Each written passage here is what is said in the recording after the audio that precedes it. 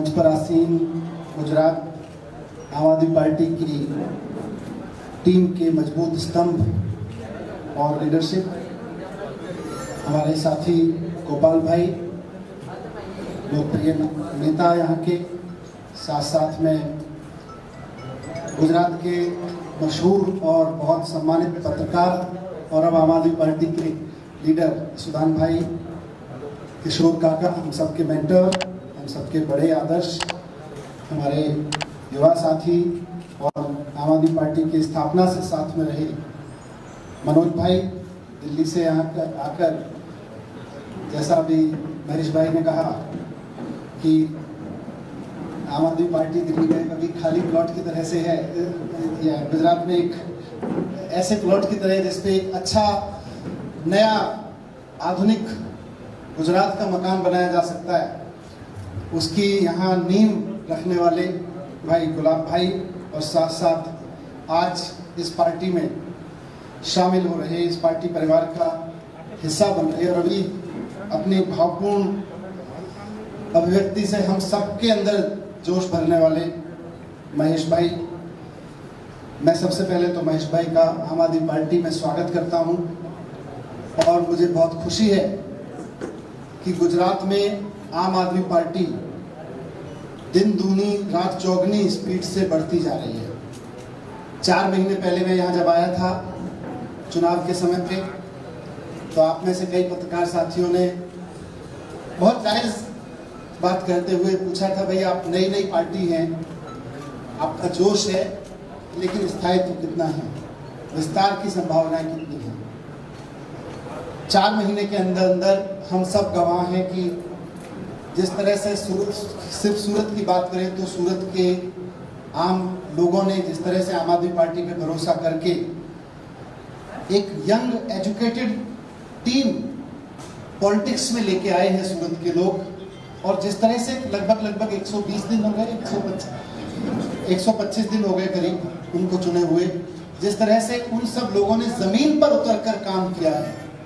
अब सिर्फ दिल्ली का काम नहीं है, अब गुजरात का भी काम बोलने लगा है। आज गुजरात के पार्षदों का काम भी बोलने लगा है, उनका आचरण बोलने लगा है, उनकी ऊर्जा बोलने लगी है, उनकी पॉलिटिक्स बोलने लगी है गुजरात में।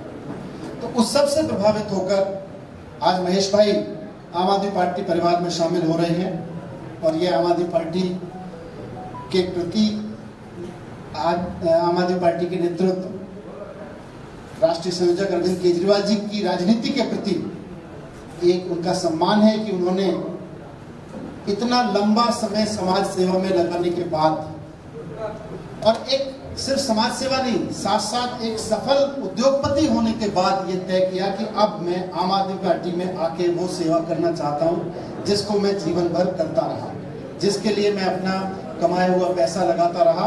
आज मैं आम आदमी पार्टी में शामिल होकर गवर्नेंस में, राजनीति में वो बदलाव लाना चाहता हूँ जिसको मैं समाज सेवा के जरिए लाता रहा। ये हम सब के लिए सौभाग्य की बात है और हमारे सबके लिए, हमारे कार्यकर्ताओं के लिए उत्साह की बात है। आज मैं थोड़ा सा माफी चाहता हूँ, गुजराती के शब्दों को उतना नहीं पकड़ पाता हूँ, लेकिन उसके बावजूद कहते हैं ना कि भावना की कोई सीमा नहीं होती है, तो जिस भाव के साथ उन्होंने अपनी बातें रखी उससे बहुत स्पष्ट हुआ कि उनको भी बहुत उम्मीद है और गुजरात के एक एक व्यक्ति को बहुत उम्मीद है कि आम आदमी पार्टी के ये लोग अब गुजरात में एक नई राजनीति की इबारत को सफल बनाएंगे और उस सपने को सफल बनाएंगे जिसको सपने को लेके लोग कई बार कांग्रेस को और उसके बाद लगातार कई वर्षों से बीजेपी पे भरोसा करते आए हैं।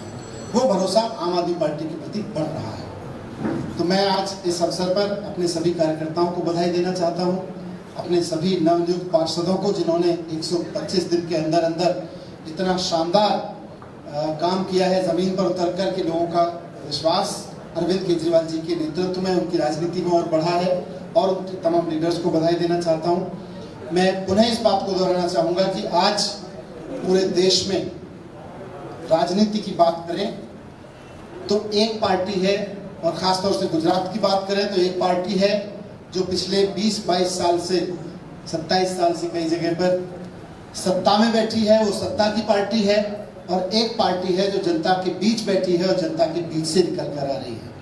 आज आने वाला चुनाव जो होगा गुजरात का, वो सत्ता में बैठी पार्टी और जनता के बीच से निकल आ रही पार्टी के बीच ही होना है। और दिल्ली में जैसे मैंने अपील की थी दिल्ली के बारे में, कि दिल्ली में जब लोगों ने देखा कि अरविंद केजरीवाल जी की राजनीति की बदौलत वो काम 5 साल में हो सकते हैं जो कांग्रेस पिछले 80-90 साल के मकान में रह के नहीं कर पाई, और बीजेपी 20-20, 25-25 साल के मकान में रह के नहीं कर पाई, वो केवल 5 साल में वो काम हो सकते हैं। तो मैं गुजरात के साथियों को भी कहना चाहता हूँ, गुजरात के अपने भाइयों बहनों को भी कहना चाहता हूँ कि एक बार आने वाले समय में आम आदमी पार्टी में अपने विश्वास को और मजबूत करें, अपने संकल्प को, और आम आदमी पार्टी के साथ खड़े हों। एक बार आम आदमी पार्टी को जहां जहां आप देखते चले जाएंगे, आप बीजेपी और कांग्रेस को भूलते चले जाएंगे, ऐसा हमारा दावा है। धन्यवाद। मैं आपके प्रश्न लेना चाहूँगा।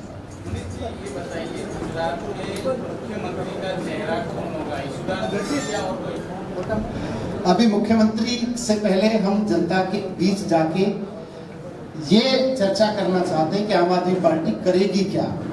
आम आदमी पार्टी वो सब करेगी जिसका सपना लोग देख रहे हैं। वो मुख्यमंत्री कौन होगा वो चुनाव से पहले तय होगा, गुजरात के लोग तय करेंगे, गुजरात के कार्यकर्ता तय करेंगे। मनीष जी, महेश सवानी जी के साथ और कितने लोग जुड़े हुए हैं? भाई पछाड़ी चांद साहब जो।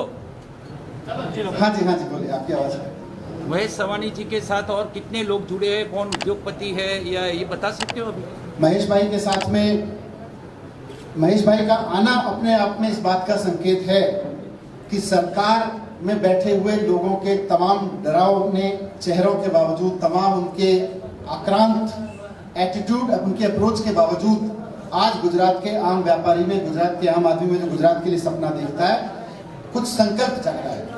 आज महेश भाई में जगह है, अभी आप आने वाले समय में देखेंगे और बहुत सारे लोगों के अंदर वो जगेगा, और वो आगे आके आम आदमी पार्टी ज्वाइन करके एक नए गुजरात के लिए सबका साथ आने। मनीष जी, एक सेकंड, पॉलिटिक्स में दो ही पार्टी को ज्यादातर लोग पसंद करते हैं। आप एक तीसरी पार्टी, क्योंकि आगे भी जितनी भी पार्टी है, दूसरी पार्टी वो कामयाब नहीं हुई, तो आपको लगता है कि हमारी पार्टी गुजरात में कामयाब? आपकी बात ठीक है, दो ही पार्टी को बात पॉलिटिक्स होगी, और अब जो पॉलिटिक्स होगी वो भारतीय जनता पार्टी और आम आदमी पार्टी के बीच ही होगी। मेरा प्रश्न आपसे सवाल की बात की है, क्या सिटी में रीढ़ की हड्डी इंफ्रास्ट्रक्चर बन सकता है? क्या आपको लगता है गुजरात सवाल पूछने प्रधानमंत्री नरेंद्र एक मिनट का सवाल। देखिए, अगर 5 साल में दिल्ली में हो सकता है, तो ये सवाल तो गुजरात के लोग भी पूछ रहे हैं कि यहाँ 27 साल से बीजेपी क्यों नहीं कर पाई, और उससे पहले कांग्रेस इतने समय रह कर पाई, वो क्यों नहीं कर पाई। आपने कहा दिल्ली कर सकती है, गुजरात भी कर सकता है, लेकिन एक चीज जिस तरीके से केजरीवाल जी पंजाब में जाके कर सकते हैं, ही मुख्यमंत्री बनेगा, तो गुजरात में कौन से समाज का या कौन से जाति का व्यक्ति मुख्यमंत्री?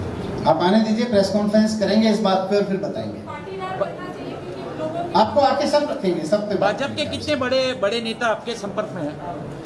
अभी समय आने दीजिए। बहुत सारे लोगों को जिनको उम्मीद है कि अब समय बदलेगा, राजनीति बदलेगी, बहुत लोग और जोड़ते हैं। आज कितने लोग जुड़ने वाले हैं? और गुजरात विकास मॉडल की बात होती है, तो आम आदमी पार्टी के क्या मुद्दे होंगे आगामी विधानसभा चुनाव में?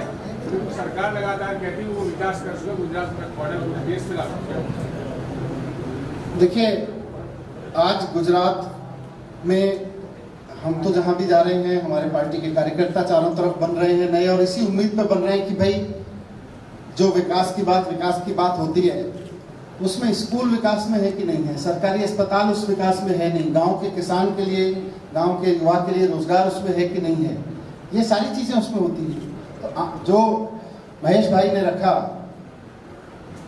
और ये महेश भाई का काम अपने आप में इस बात का प्रमाण है, उस विकास के मॉडल के बीच अगर गुजरात के एक उद्योगपति को अपना पैसा लगाकर वो काम करना पड़ रहा था जो सरकार को करना चाहिए था, तो गैप तो बहुत बड़ा है। सूरत के 27 पार्षदों पर और आम आदमी पार्टी के 2 जो शिक्षक समिति चुनाव 29 लोगों पर एफआईआर सूरत पुलिस में दर्ज हुई है, क्या कहेंगे इस मामले में? देखिए, मैं दिल्ली में भी इस बात को कहता रहा हूँ, और यहाँ भी बहुत जिम्मेदारी के साथ और अपने, अब ये सारी चीजें साक्ष्य हैं, साक्ष्यों के दम पे कहना चाहता हूँ कि भारतीय जनता पार्टी इसका शॉर्ट फॉर्म बीजेपी बना भारतीय जनता पार्टी से, आज उसका फुल फॉर्म भारतीय झगड़ा पार्टी हो गया है। आज उसके पास केवल और केवल झगड़ने के अलावा कोई एजेंडा नहीं है। वो सूरत नगर निगम में बैठती है तो आम आदमी पार्टी के कार्यकर्ताओं से झगड़ती है, वो वेस्ट बंगाल से झगड़ लेती है, उनके मुख्यमंत्री उसके चीफ सेक्रेटरी से झगड़ लेती है, वो ट्विटर से झगड़ लेती है। आजकल भारतीय जनता पार्टी केवल भारतीय झगड़ा पार्टी बनकर रह गई है। उनके पास ना गुजरात के लिए कोई काम है, ना देश के लिए कोई काम है। कोविड मिसमैनेजमेंट, उन्हें जब उनको मैनेजमेंट करना था तो वो चुनाव लड़ रहे थे, जब चुनाव हार गए तो चुनी हुई सरकारों से लड़ने लगे।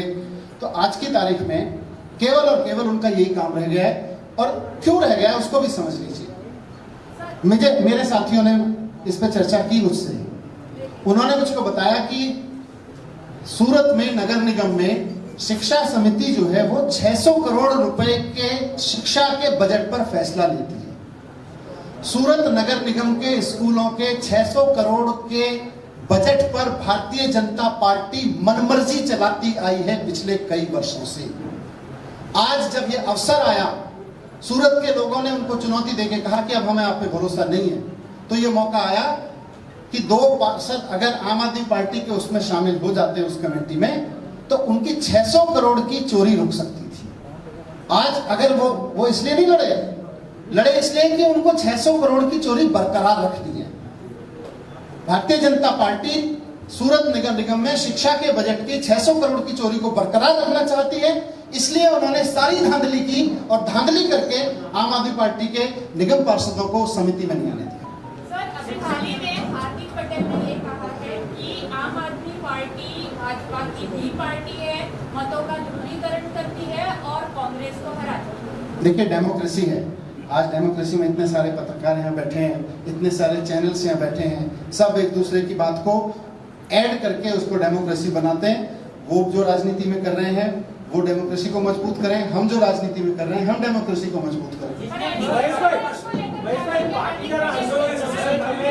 हम सबको बताएं कि भारतीय जनता पार्टी के साथ बी सेटिंग किसकी है, सबको पता है।